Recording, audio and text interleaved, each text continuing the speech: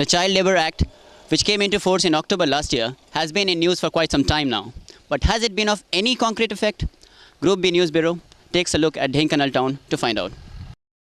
Dhenkanal, 6 a.m.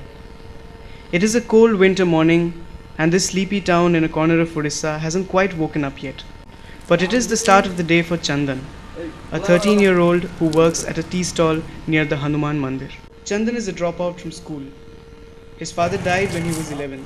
He left school soon after and started doing odd jobs to meet the family expenses. He now works as a helping hand in the coffee stall, sweeping, cleaning dirty dishes and cups, and serving tea and snacks to customers all day.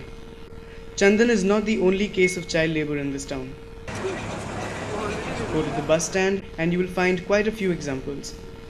Gauti Krishna has been working at this bus stand dhaba for 2 years now. All day, this 8-year-old is made to carry weights that are far too heavy for a child of his age and health. The plight of the other boys working here is no different. The paltry wages the stall owner pays them is nothing in comparison to the deplorable conditions they have to survive in. Food joints, pawn shops, roadside stalls and grocery stores. It is amazing to see how almost every shop in Dhenkanal employs minors as helpers. Not only that, these children are also made to do such strenuous work as pulling rickshaws. The reason, most evidently, is cost effectiveness. An 8 or 10-year-old doesn't have to be paid much.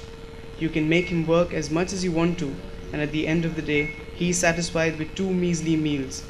He can't complain, as he doesn't even know the extent to which he is being exploited. Some children are even forced by their family members to bunk school and sit at the shops. Ask their parents and you get the usual reply. He doesn't sit here regularly, he just helps me a bit in the morning and before his school starts. He will go to school when it is time. So is there a ray of hope for these children? The authorities have this to say about the entire issue. Examples of child labor in this town can be mostly found in hotels and roadside dhabas. Working in hotels was legal earlier, but post 10th October 2006, even that has come under child labor. We go for inspections from time to time, and then the rescued children are kept in interim houses. The government also organizes sensitization programs taking the help of NGOs. There are more than just a few cases to show that the violation of child labor is still rampant. These are some cases, and this is a small town. We can't even begin to imagine what the scene would be like in the entire country.